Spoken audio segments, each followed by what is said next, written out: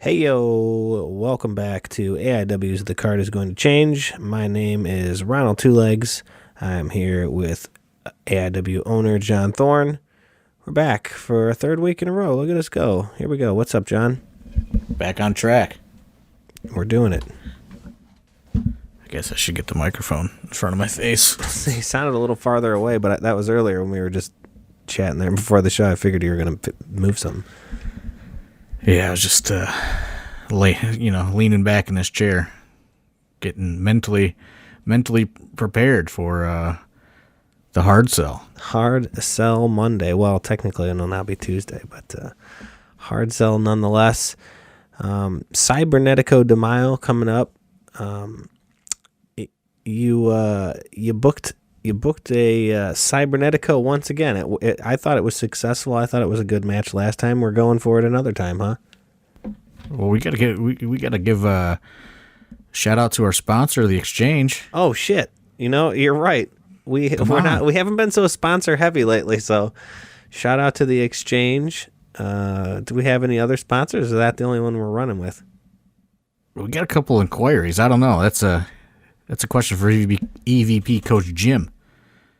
See if he's trying to get some packages out there. I don't know if you saw. A little light on the ask, if you ask me, but we'll see. I saw we mentioned that it was like right after the podcast came out, and he was like, "Oh, they buried me right away on the podcast." Then he posted like trying to drum up some sponsorship. I like it though. He heard and responded. I thought, that's good on him. Seek and destroy, Jim. Seek and destroy. School's almost coming to an end here, coming to a break, right? Doesn't he work for a school, or I'm thinking somebody else? No, he quit. That's Prohibition works for the school. Yeah, he is involved in education. He quit his job as a teacher. I'm gonna blow his spot up a little bit, and he joined he was hired by like a software educational company. Oh, wow. So it's like still school adjacent, yeah. But he works with like an educational software company now. Okay. Well, shit. That's where he gets all those big bucks, taking all those people to the Cavs games that aren't me. Well, the Cavs aren't playing any more games this season, unfortunately. So he won't be going anymore. So don't worry, he can't invite you anymore. Sure, he's going to go to baseball games or, Cleveland Crunch. Are they still a thing? Cleveland Crunch games. What's the USFL team that we have around here? I think they're all – I don't think we have an official team. I think the entire USFL is playing in Canton. Oh, that's tight. Which Steve Guy is working for the USFL. Yeah, that's why he's not here right now. He's working – They got him away on a vacation out there in Canton. Truth Ohio. be told, we haven't even asked them because it's just been like it's been hard enough to coordinate two people, and then throwing the third one in it just makes it nearly impossible to get this podcast done. So once his schedule kind of eases up a little bit, then we'll get him back into the rotation here. Yeah, because I even talked to him about it too, and he kind of expressed that he just doesn't have the time every week like this for. He's just really busy right now. And it's almost like you don't want to even ask him because I know he'll probably push a ton of stuff around or make a window to try and do it. And it's like, we can handle it. You know what I mean? You don't want to really cramp the guy's style. He's busy. You know what I mean? Let him, we'll hold down the fort. Yeah. So here we are back on the podcast. Yeah. Third week in a row. What we have not had to do in quite some time, which is a hard sell podcast, because boy, it's looking grim for this Friday night at the Cibernetico. I hate to hear that because I have had such a good time at the Kent shows, and I don't know. I didn't really inquire last time as far as pre-sale for the last Kent show. Last time was great, and I was actually talking to Wadsworth today, and he's like, man, maybe that January one was just like an anomaly, because the first one we did last summer didn't do good, but we chalked that up as like the crazy schedule. But the January one did really good, and now this one is just doing extremely bad. So I don't know. Maybe that winter only is the sweet spot to do stuff in Kent. I don't know, but I mean, I have not looked at this low of a ticket sale number the week of a show, I would say in years, literally years as it stands right now. Well, if you're hearing this and you're on the fence about coming, I mean, you should probably get a ticket because this is one of those shows. I think that was really good last year. It's becoming one of those AIW tradition, kind of like, theme sort of show that we do once a year. And I don't know. There might not be a trace. We'll there see. might not be another Cibernetico after this one. I thought it was a good time. I just like the Kent venue a lot. I feel like it's a great, like, you could see really good in there. It's up close, like those Winchester shows. You're really, if you are on the fence about coming to wrestling, you never really been to wrestling before, you're like, I don't want to be stuck in the back or feel like I can't really get, this is one of the shows where you're going to get right up and close to the ring. You're going to be, the wrestlers are right on top of you. They're selling merch right out the front. That's at every show, but this is definitely one where you can get up close and personal with the wrestlers. You know what I mean? This is one where you're not going to be like at the Shrine. If you're just standing in the back at the Shrine, it was a good view, but you're not going to get as close as you are at a place like the Outpost. You know what I mean? Yeah, I mean, I'll tell you what, though. There's nothing more humbling than coming off that Cleveland sellout. The Shrine was friggin' packed. Yeah. And then, as it stands right now, we're heading into the Outpost with 26 tickets sold. So it's looking a little rough for Friday night. You told me the number before you hit record, and I was curious if you were ever going to actually say the amount, or you were just going to tiptoe around and be like, "Hey, come on, we really need to sell some tickets here." If you're ever going to say the number, and yeah, we're at a record low though. I still more than some people were brought into other shows, but I digress. Yeah. Do you want to get in? We're getting close. We're getting close to those numbers. I shouldn't talk shit. I talked to Wadsworth, and I was like, man, there's just nothing more humbling than, to bring you back down to earth than, that reality of, like, looking that right in the face. Yeah. Well, do you want to get into some of these matches, some of the stuff that I think will draw some people in? The Cibernetico itself, obviously, is an interesting stipulation for a match, but another one on the card before we get into the Cibernetico with all the participants and yada yada. One that was just recently announced: Josh Bishop versus Tom Lawler in a spin the wheel, make the deal Tom Lawler 40th birthday bash. Yeah, I love everything about this. I love Josh Bishop, obviously, love Tom Lawler, and now you got a spin the wheel, make the deal Tom Lawler 40th birthday bash. What kind of stuff's going to be on the wheel? Is it? See, now I've only heard stories of and seen the match, a long time ago. Is it specific stuff that's on the wheel, or are you guys going to come up with the stips on the wheel, or is it specific stuff that's already on there? So there, because like a coal miner's glove match, something else, like a bunch of different choices, right? Yeah, I think we're going to have 8 choices on there. Okay. Because you do have to have things ready for these stipulations to unfold. Right. So, within reason, and I will say that, this match was not booked before last Saturday. Tom was really working me down a little bit on Saturday night after the show, and then we went to the after party, and then we did the Fred Rosser seminar, because Tom had a really late flight, so Tom did the seminar, and which is another reason why I'm very just totally disappointed with a lot of the people at the AIW Academy, because Tom Lawler, who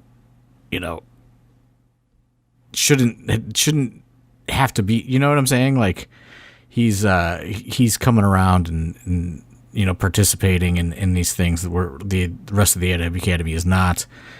And then Sunday, so then he had like a super late flight, so then we went to lunch, and we had a couple, a little bit of a liquid lunch, I'll say, on Sunday. And he starts pitching me on this thing, and I just said, well, you know what, like, it is a little light on matches as it is,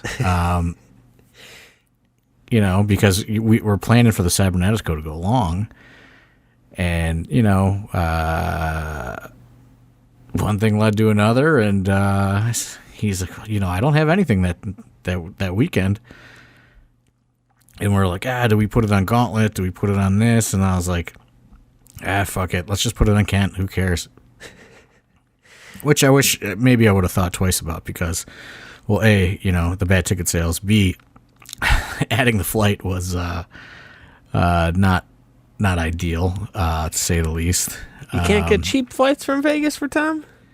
I feel like Vegas would be a town where you could get cheap flights, Dude, there's no rhyme or reason to the price of flights anymore. Really? I mean, they're all over the map. And for some reason, like Vegas has like kind of bad flight pattern. You know what I mean? Like layovers and stuff like that. Yeah. Like he's got to come in like Thursday at like 10 p.m. and like he lands at like 5 o'clock in the morning on Friday. Oh, jeez. And then he's got like a layover going back, for a few hours. I mean, it's all over they're all over the map. But the flight was pretty expensive too. I mean, jeez. I did book it 2 weeks out, but usually that doesn't matter all that much. But yeah, that's so they haven't really narrowed down all of the stipulations and all that. So, but they are coming up with. I did have to shoot down the MD 2020 on a pole match just because. Oh damn! Well, just because they said I don't think the Outpost sells it, so I don't think that they would allow it to happen. Oh right, you got that's a Wrestle Rager, specific beverage. Right. So I mean, maybe that's coming to Wrestle Rager this year. It's funny to me. It's a no surprise, really. I guess I should say that Tom somehow convinced you to do this. Tom is a very convincing guy. I actually texted you about this recently. We forgot to mention on the last episode. I don't know if anyone noticed if you watched on IWTV or you could hear Steve live when he ring announced for Tom. Tom decided a little, and it was not even that much longer before his match, before the show even started. He just starts talking about this story about a guy he knew's older brother who put in the yearbook this nickname, and that's what he wanted to go by. He goes, what if because Steve writes up his cards, for the ring announcements, and he asks the wrestlers, talk to him, hey, what do you want me to call you? What do you want me to, what would you like to go by? And when they're going over times, and he says, what if I just started going by Bone Job? What do you think about Bone Job? And he just starts telling us this story, and I of course, think it's fucking hilarious. So I'm like, yes, you should absolutely do that. Steve is saying he's right with me. He's like, yes, Bone Job, we're going with that. So and he just convinced everyone back there all of a sudden to just, even you, and you're like, what is this bone? But then it happened. He put it up on the screen, and that was what he went by. By the time I was over there, this was already like a thing, and I was so out of the loop on it. But that's the thing; it wasn't a thing, and he just made it one out of nowhere, and we were all like, "Yeah, totally." You and Tom and Steve, you guys were just like yucking it up and was so laughing, and I was like, I'm not in on this joke, and I was like, I don't get it, and you guys are just dying laughing about it. And I'm like, I do not understand this fucking Bone Job thing. And that was what's so funny to me is that there wasn't really anything to get. He just tells the story about how it was his friend's older brother, and that was just it. And we're like, what the fuck does that mean? And it just, by the time you got over there, I was just already laughing so hard because Tom cracks me up in general, but for whatever reason, man, Bone Job was just cracking me the hell up. Yeah, I was like, I was already stressed out. I don't know if we talked about it last week, but Fonzie barely made it to the show. His flight hit a tornado, and he got diverted to another airport, and they put him down in a tornado shelter for a while, and then he had to get on another flight to another city, and then he had to take a flight from there to Cleveland. Fonzie didn't even land until 8 p.m. For the damn show, and I don't know if we talked about that or not last week. No, we didn't discuss it at all.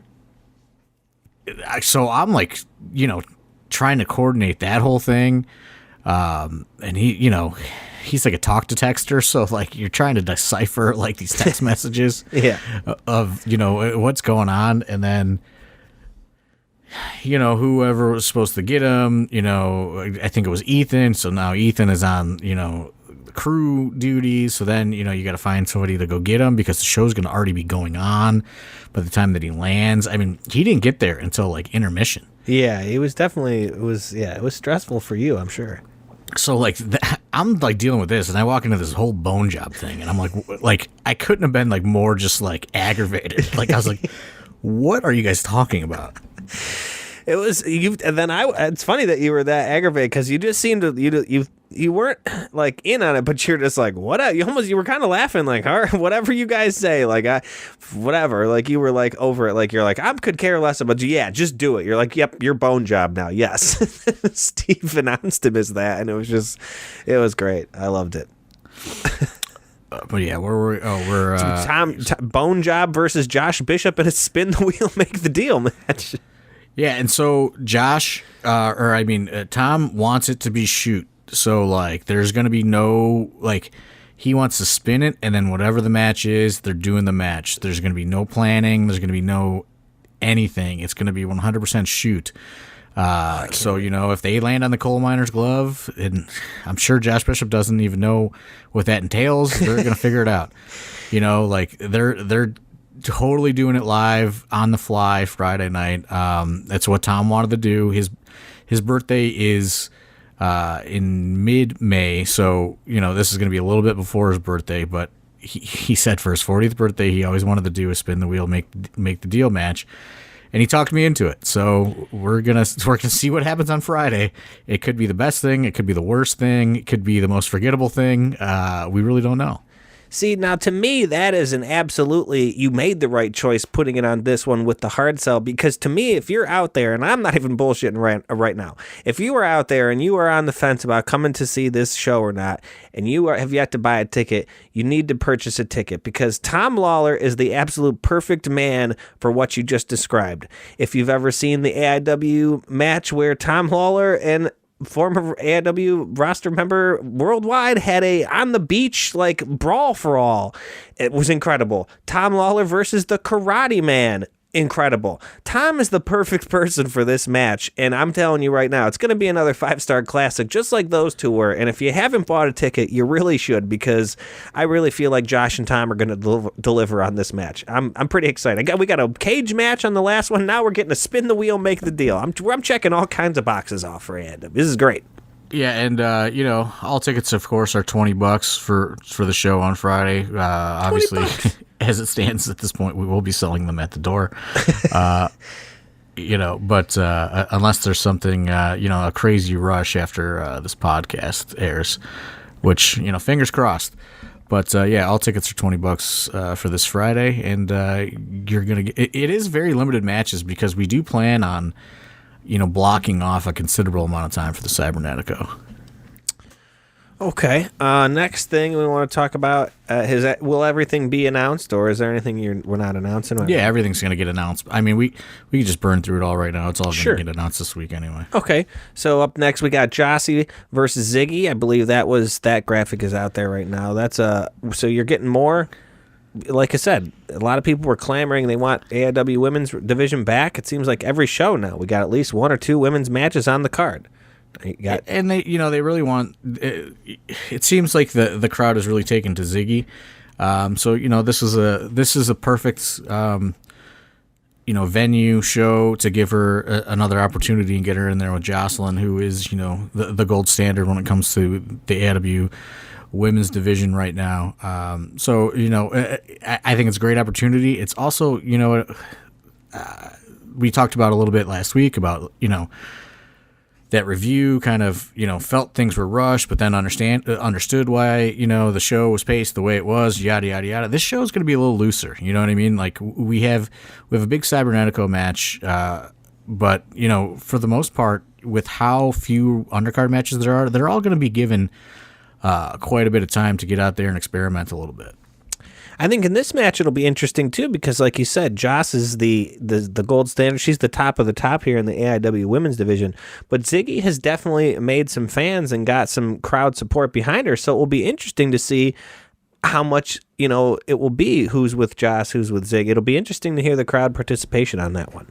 Yeah, maybe one of them can have 13 supporters and, like it's, maybe they'll split them right down the middle there.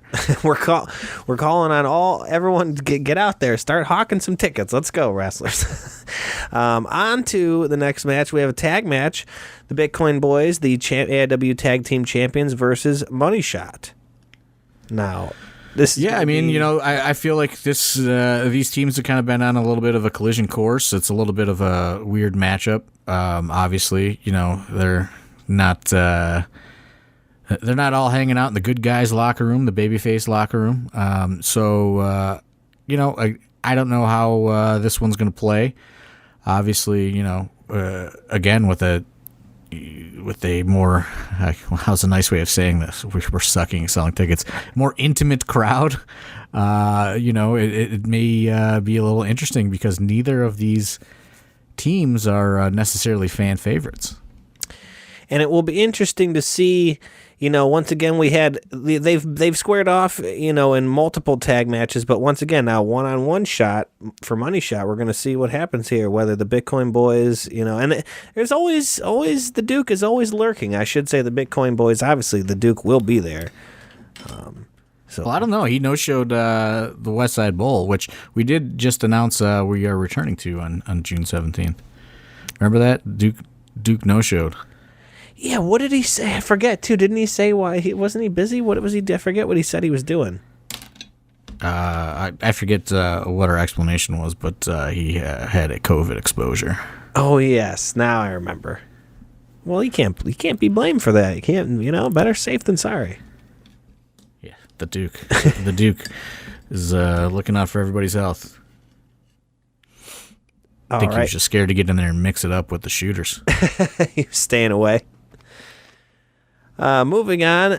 Now this is going to be an interesting one. But before you move on from that, sure, seriously, I think this is this is the show to do this match on. I think it's you know what I mean. Obviously, Money Shot has been undefeated. Bitcoin Boys have been on a roll as the new AIW Tag Champions for the last few months or so. I guess it's a few months at this point. Yeah. So I think this is the perfect place to do it. It's Money Shot has been kind of mixed in with these multi-man tag matches and, multi-team tag matches, and they haven't been pinned yet in AIW. So here it is. They get their big, traditional tag team match. It's for the belts. Put up or shut up time for Money Shot. Right. I mean, are we going to get Money Shot going to get pinned, or are we going to get new tag champs? So it'll be interesting to see what the outcome of that match is. High stakes, baby. Very high stakes. And you never know. You never know where a title could change. You could see a title change at an Outpost show. In my opinion, that's you never know that. It's you don't want to miss any AIW show. In my opinion, anything can happen. So. Moving forward, within reason. Listen, I've seen a lot of wild shit happen that you've said was never going to happen. That happened, so anything can happen, in my opinion. A match I'm very interested in. When you sent me the card here, I saw that on the card, and my interest peaked for sure. Dom the Bone Collector versus Cisco Silver. This is one that Dom requested. It's been a little while since we've seen Cisco Silver. Dom's been kind of calling his shots on people who he wants to wrestle. And he really wants to get in there with Cisco. Cisco, obviously, we've talked about it on the previous podcast, highly decorated amateur wrestler, tremendously skilled in technical professional wrestling. And so this is somebody Dom really wanted to get in there with, especially on a show where, like I said, it's going to be a little looser vibe, especially for the undercard. They're going to have plenty of time to kind of go out there and wrestle an extensive amount of time. When Dom kind of heard the situation of how this card was going to take shape, he requested Cisco Silver. So this is who he wanted. So this is who he gets, and I'm really excited for it. I think Cisco is probably one of the more underrated guys that have kind of popped up in the last year in AIW. And I just think I think this is going to be definitely a sleeper match, probably for the entire year, honestly, when it comes to AIW, just based on the skill set both of these guys have. And if you're a fan of this type of wrestling, I certainly wouldn't miss it, because Cisco Silver is an elite, elite level grappler and mat technician. And, obviously Dom needs no description or any sort of adjective to describe his in-ring prowess. So, I'm very much looking forward to this one. Right. This is another one, similar to Dom and Timothy with Thatcher. This is another, like you said, like aggressive grappling, what Dom is known for type match. So to see these two, and Cisco is a guy who in recently has come on very strong with the crowd. He's very polarizing. It's a love or hate with Cisco. Nobody's really meh on Cisco. You either really like him or you really hate him. And Dom traditionally is pretty loved.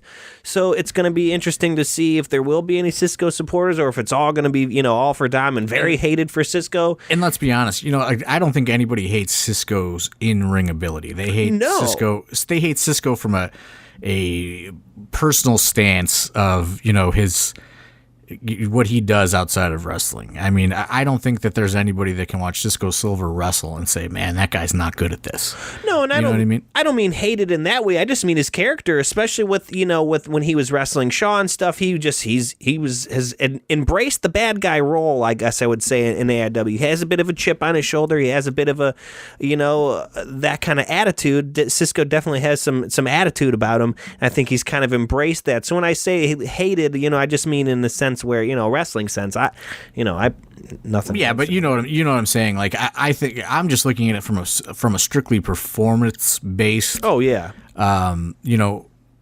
Viewpoint. I don't think that there's anybody that can say like he's not good. You know what I mean? Like he's, he is very proficient in between the ropes.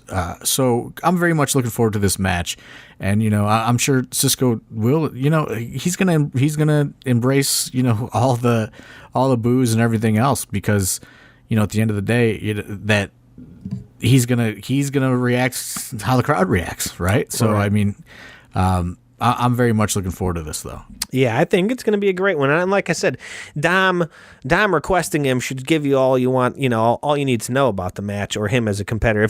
If you don't know much about Cisco Silver, which would be surprising. If you haven't heard of him, Dom requesting him specifically should be all you need to know.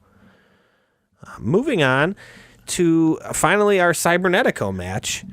Now, if you don't know, Cibernetico is an 8-on-8 tag style match where, correct me if I'm wrong, John, they're in order. It's like baseball. You have to go in a specific order.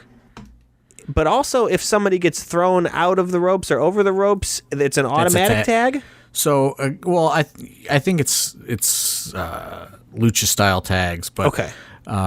So essentially, if you get thrown out, the next person can enter, and that is classified as a tag.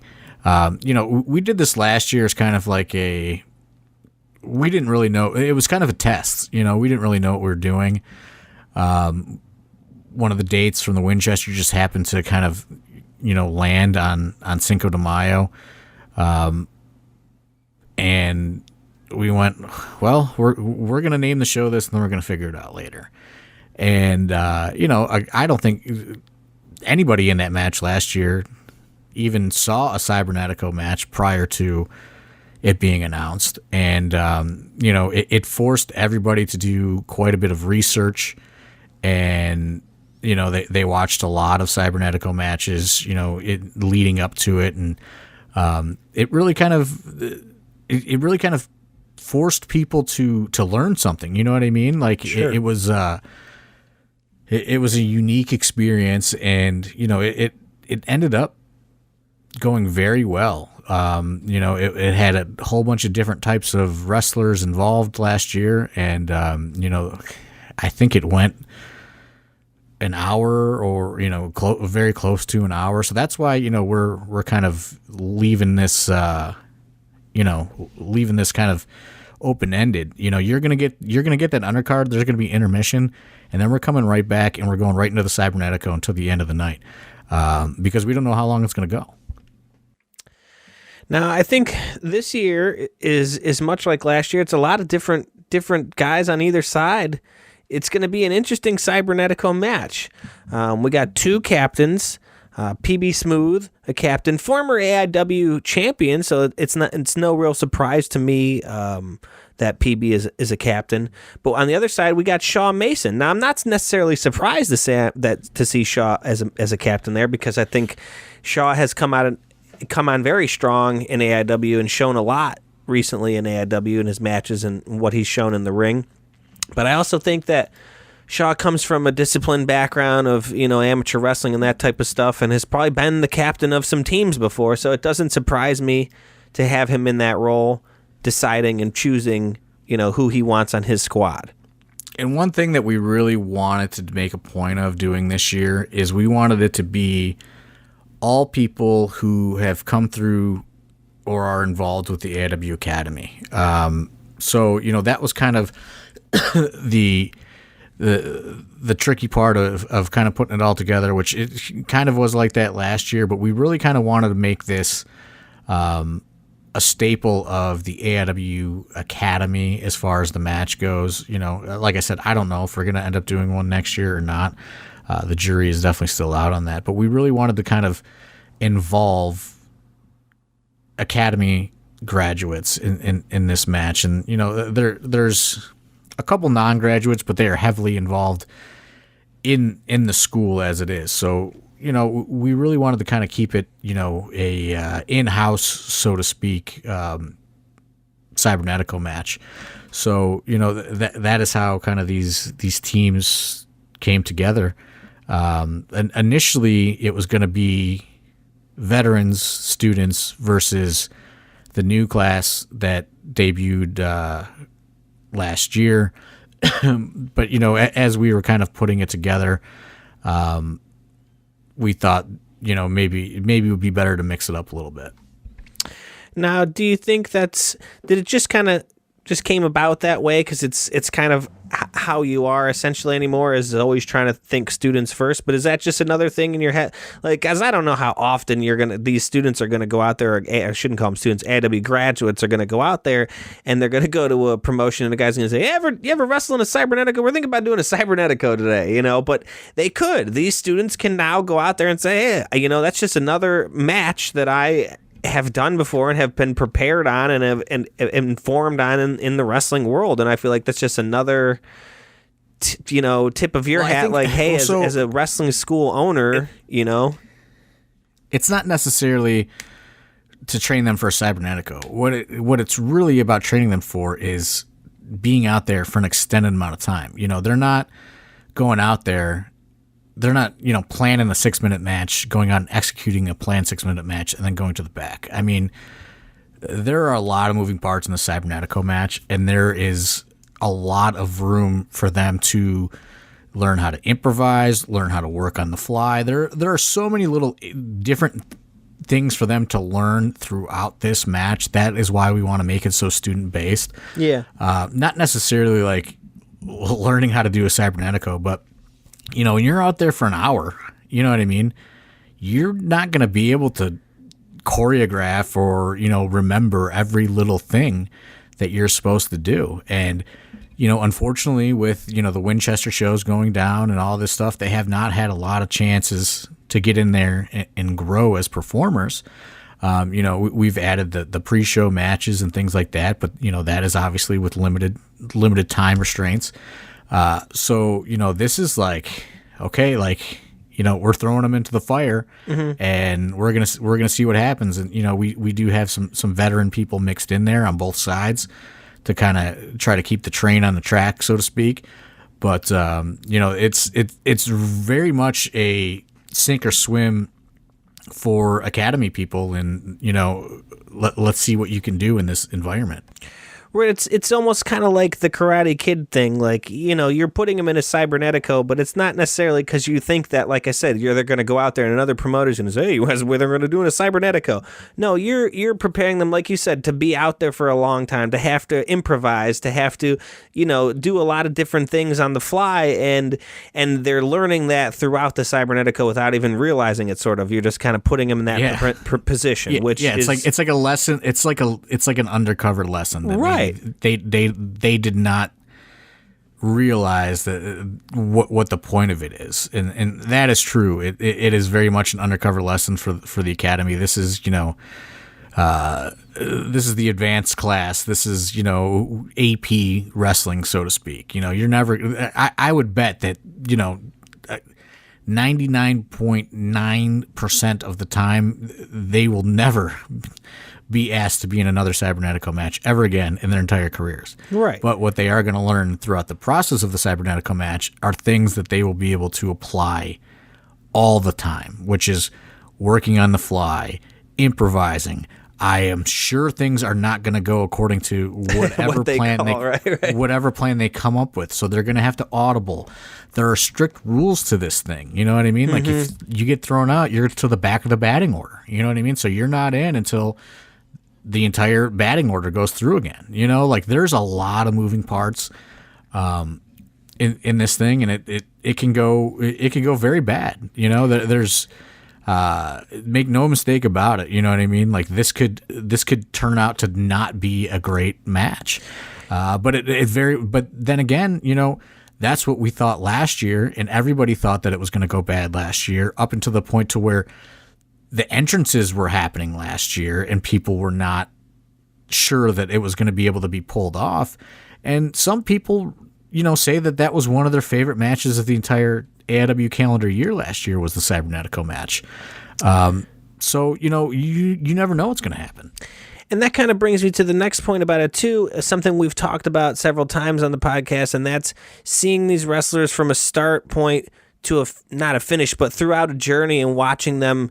These are plenty of students, we can go through the list here in a moment, but these are all students that you said have come up through the academy, and you're going to get to witness and see them have to do this like you said, for lack of better words, undercover type lesson, like a Karate Kid type lesson. You're going to get to see all these guys go through this and kind of see where they come out on the other side and see that growth and that learning.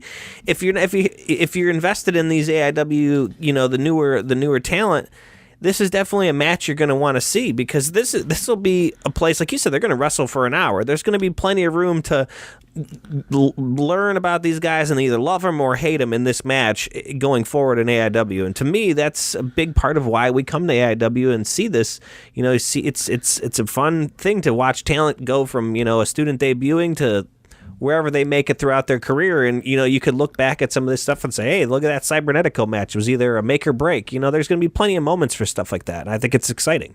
Right. And there's potential for it to be, a star-making match. There's potential for it to be a career. I don't know if it would ruin a career, but it certainly could, sidetrack somebody's career. You know what I mean? If they're the only one sticking out like a sore thumb. Right. So there's a lot of that, and that's what I think is so interesting about this entire collection of talent. And they are going to get a shot at the absolute title at Gauntlet for the Gold. I know that we did that last year, and some people are mad that it wasn't totally paid off or whatever, but it was paid off. You know what I mean? Like it was. It was that was all by design. You know what I mean? Yeah. Would Dom like to be absolute champion? Absolutely. But that moment with Britt Baker and everything else certainly was a unforgettable moment for everybody that was in that match. So it's just that's the way things were going. You know what I mean? And Dom was kind of in his own story, you know what I mean? And that was just kind of a little, bait and switch, so to speak. But the winner will be getting a absolute title shot at Gauntlet for the Gold. So there are some high stakes here, to say the least.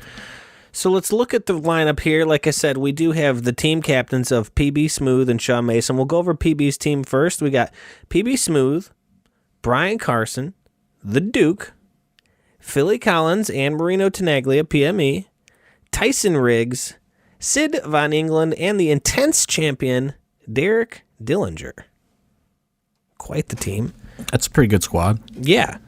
I mean, I think PB's, like I said, a smart guy. He's a former AIW champion. It's no surprise to me that he was a captain and picked a great squad.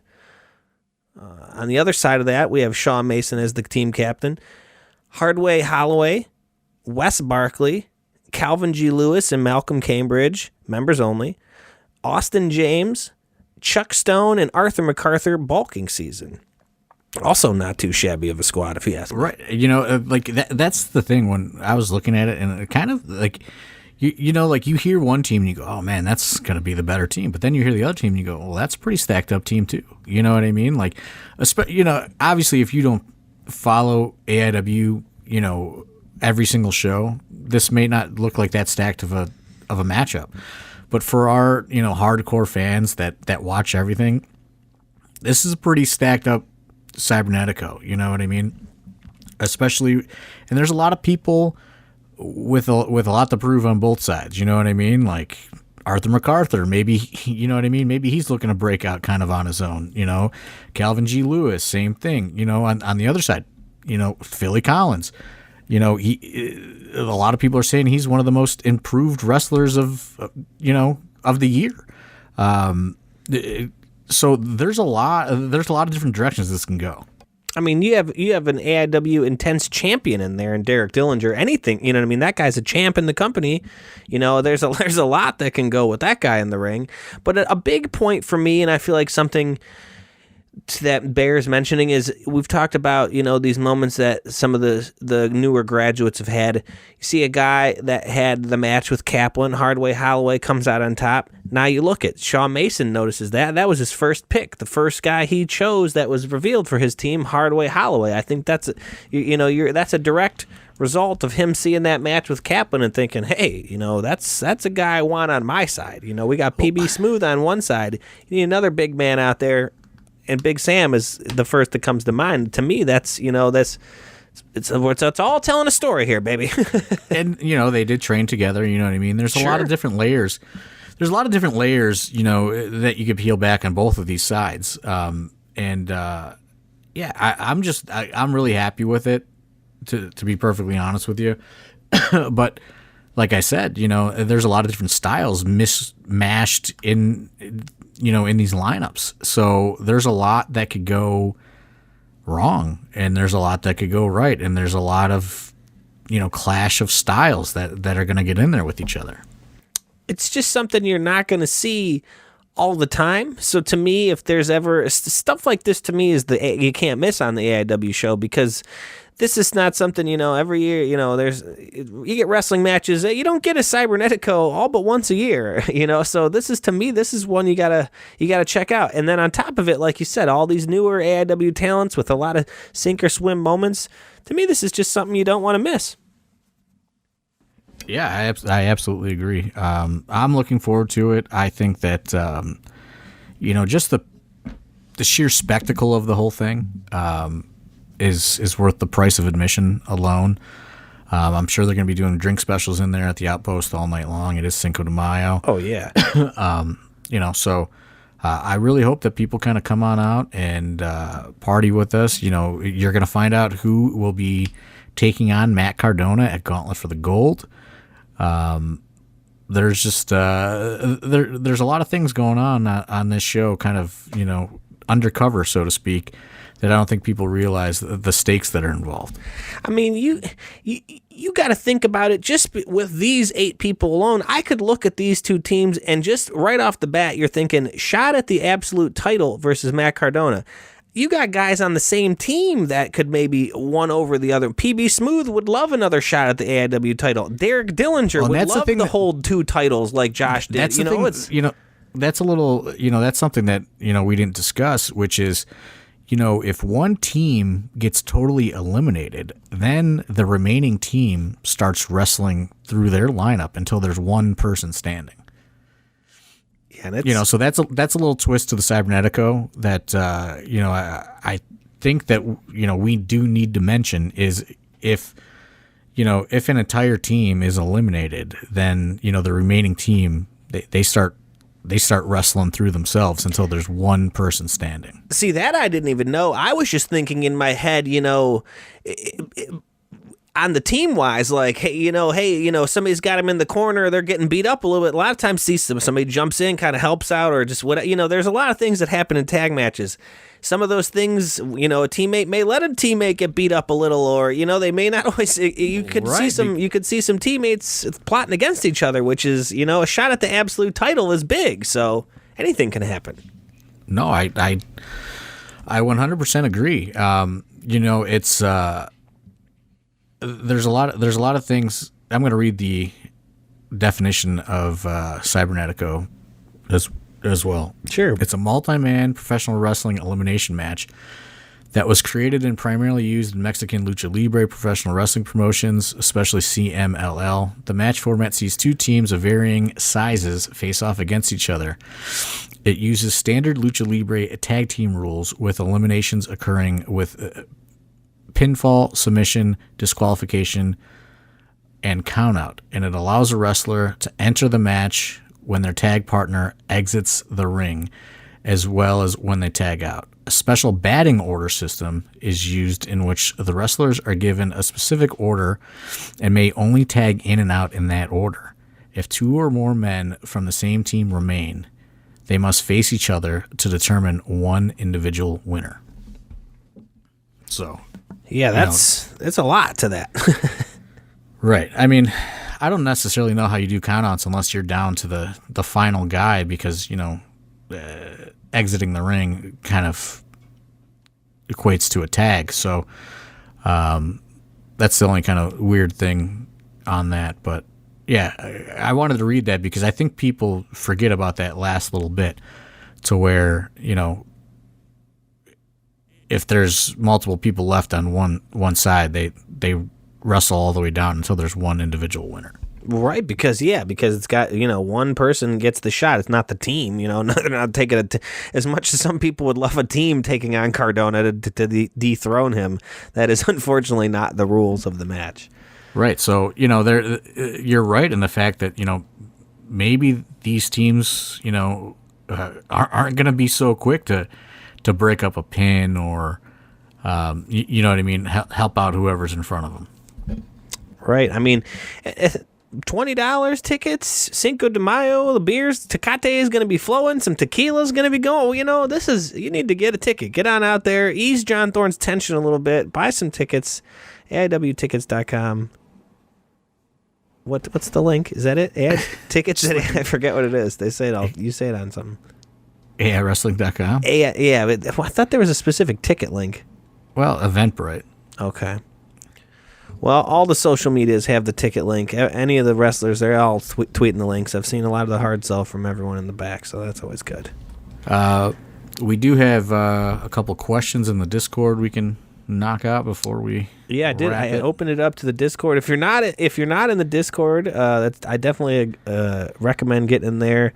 We always open it up. Questions for the pod, all kinds of behind the scenes paywall type stuff. Get in there. AIW Patreon. $5 tier on the AIW Patreon.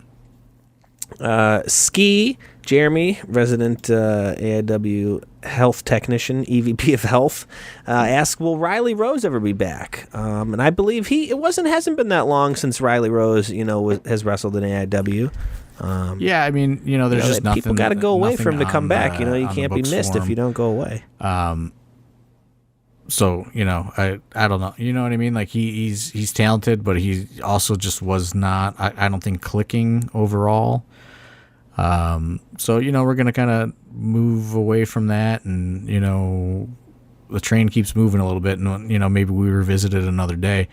The problem is, with so many people coming out of the AIW Academy, it's tough to get everybody a spot on a show. That's just the unfortunate, thing. And with the demise of the Winchester lineup and not being able to find a secure home to take up those dates, the Outpost was certainly interested in taking on more dates, but I'm sure they're not going to be if we roll in there Friday with 26 tickets. You know what I mean? Like, It's just part of the business is you gotta cycle people in, and you gotta cycle people out, and he's kind of cycled out right now, and maybe we revisit booking him again down the line. But there's just there's only so many spots. Yeah, it dropped out from my internet. Dropped out there. Sorry for a bit, but I said, you can't miss him if he doesn't go away, right? Everybody's got to go away, for something, for a little bit of time, right? You can't, cycle in, cycle out. It happens. And I mean, he was somebody that came to the school a lot, and he's kind of, he vanished, kind of, overall, and it's kind of the opposite when, from my perspective, it's kind of like, out of sight, out of mind is very easy when, you got all these people that are up there in your face. You kind of forget about the people that aren't coming around anymore, Sure. I think the perfect example of that is Twan Tucker, you know what I mean? Like, got a big, huge win at Absolution. Don't know if we saw him at, I think Wadsworth, and then, I mean, he never came around ever again, showed up at a show, never showed up at the school. And, like, you just kind of forget about him, and then, you're 4 shows down, and you go, man, where's Twan been? Right. You know what I mean? Like, you can't keep tabs on everybody, so it's kind of like when people aren't around and people aren't showing their face, like, they're easily kind of, lost in the shuffle, and then, you know what I mean? They're shuffled out of the deck. Right. Another question from Jeremy. Will there be a meet and greet for the June 17th show? Do you have anything lined up for June 17th? We are trying to get something lined up. We had something like awesome booked, and it canceled. So we're working. We're still actively trying to get something together. So if anybody in the Discord wants to drop some suggestions, please do. I had what I thought was the perfect person for Youngstown, and unfortunately they had to pull out due to a scheduling situation. So back to the drawing board for now. Okay. Stacy asks, will the June 17th, the Youngstown show, be core roster members like the last time, or will there be outside talent invited, booked on that card? Or is it going to be kind of... I mean, it wasn't really core as maybe you think. We had a cheeseburger carload come in. We had the Sandman on there. Yep.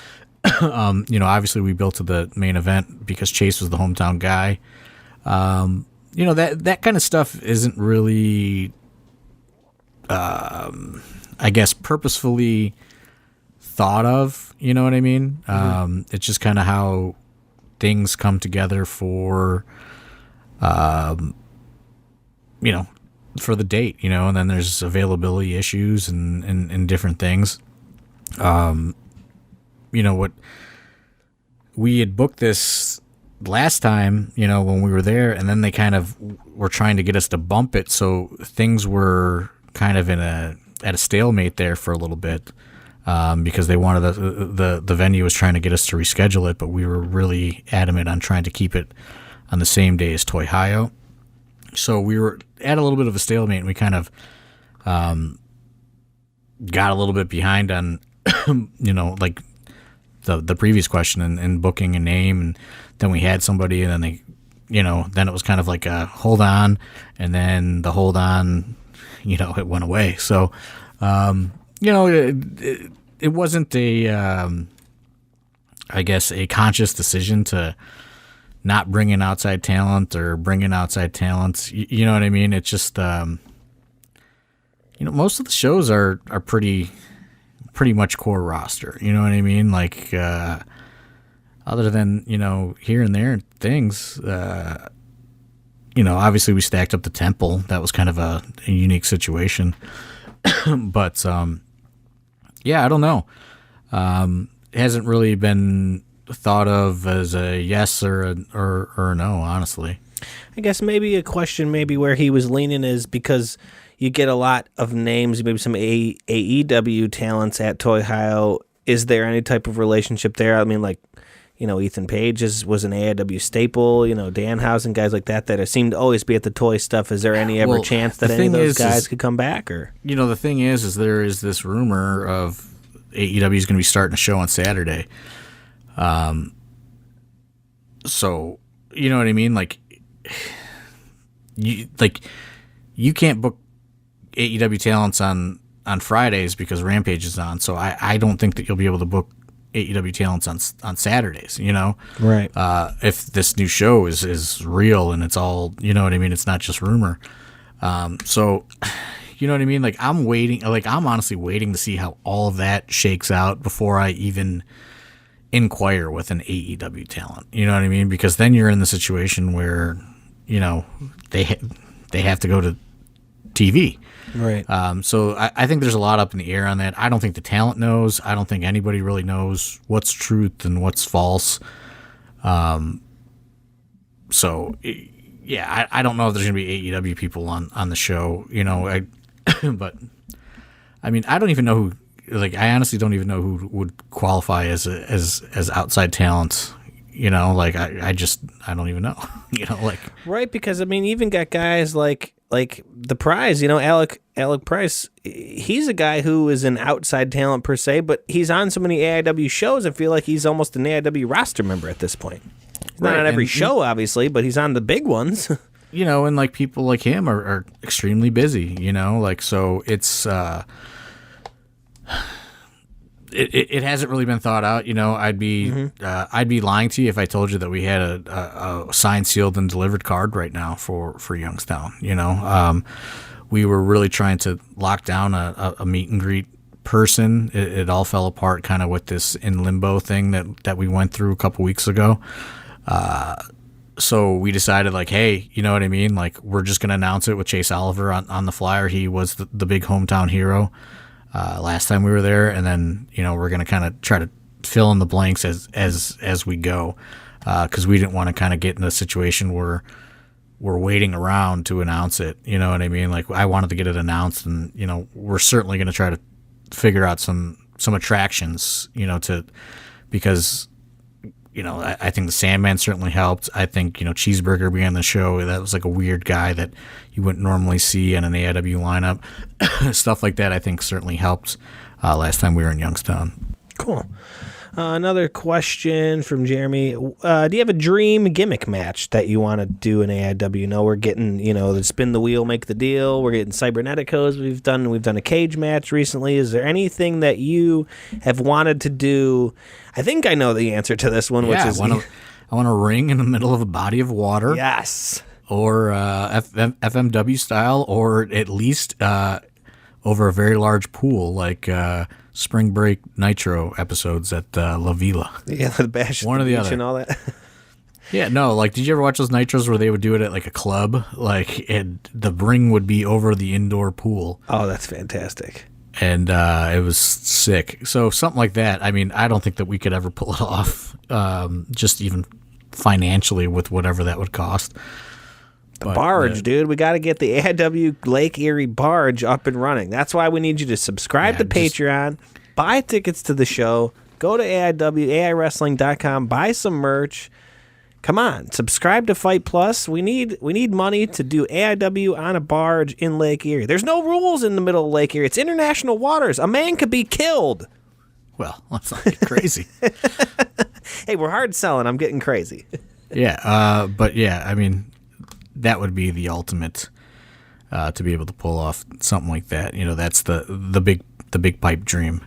So other than that, I mean, I don't even know. You know, we're probably going to see so many possibilities of stupid gimmick matches on Friday night. Can you just imagine? I mean, because we've said it before, and I'm not trying to harp on, we're the greatest. We make it work, blah, blah. But there's a lot that goes wrong just casually at any type of big event. Things go wrong. You have to be good at problem solving. You have to be good at thinking on your feet and solving these things. I can just hear it. The right side of the barge is sinking, and Pedro's getting on scuba equipment. I got this. Don't worry. He's fucking getting a scuba mask on his face. He's under there, welding the ring and shit in the middle of the ocean or lake. You can ask him. I sent him this picture all the time of the FMW ring in a lake. I could just imagine what would go wrong, and Pedro would have to somehow fix on the fly if we had a barge in the middle of Lake Erie. Oh, that's great. And then I guess last call again from Jeremy. Is there any update on the Ashtabula Fairgrounds event, aka the Fonzie tournament? Yeah, I spoke to them recently. I believe everything is on for right around that same weekend. Late July. I believe they want to do it again. And they're also talking to us about not really doing a full-on show, but going like North Canton style a bit at their comic convention that they do in Geneva in the fall. So we've been talking to them a little bit about that, and as far as I know, everything is good to go with that. So just kind of waiting for the final, whatever, green light or whatever you want to call it. And then, it's on the schedule. It's on the calendar. So I believe we're on. I believe we're going to do, another Fonzie hardcore tournament, even though he's a villain this time. Maybe. Still needs to be celebrated. He's a bad guy, but he's still Fonzie. So, yeah, as far as I know, it's going to be in that last weekend of July. That's the one that's got me in real hot water. I told you I got that wedding, my wife's best friend. It may be the first AIW show I miss in the last 4 years, probably something like that. It's going to be tough. Yeah, we'll I'm sure we can figure it out. You know what I mean? Like how far is the wedding? I don't even know. That's why somebody else asked me. They're like, it's during the day. You can go there and go. I'm like, you might be able to pull it off. I'm going to try. That's for sure. I'm going to try. It's going to get me in hot water one way or the other, with the wife or with you. Either way, somebody's going to be pissed off at me. So I can't really. I'm going to try to please everyone. Believe me. Hey, as long as you come out there and hook things up and say press play here, we'll figure something out. Yeah, I don't want to lead on too much, but my job isn't that hard. So, anything else you want to add before we get out of here? That was pretty much it for the questions. Anything you want to make sure you mention aside from everyone coming and buying tickets for Friday? Yeah, no, just hopefully I see everybody out there Friday night. Saturday, Colin Delaney is getting married, so I am gonna have to go. I'm probably gonna stay in Kent, and then I have to drive to New York on Saturday morning for Colin Delaney's wedding. So I'm sure fun will be had Friday and Saturday night. Yeah, and just the after party, just going to be there like last time at the Outpost. We're just going to keep it rolling there. Yeah, if there's enough people to be after partying, I'm sure. There's got to be some sports on. We'll do AIW Sports Book like we did last time. Everyone getting around talking about their parlays and stuff. We had a good time at the Outpost last time. I'm excited. Yeah, so that's kind of the weekend plan, and then Sunday, the recovery day. So, well, come on out Friday, buy John Thorne a shot of something, make him real nice and hungover for that drive to New York on Saturday. Do not buy me a shot. I will not be accepting. I will not be accepting any sort of shots from anybody. You're just not taking anything from fans. No, I'm not. I'm not a shot guy. Well, for AIW, for John Thorne, for all of us, my name is Ronald Two Legs. We'll see you guys Friday. Thanks.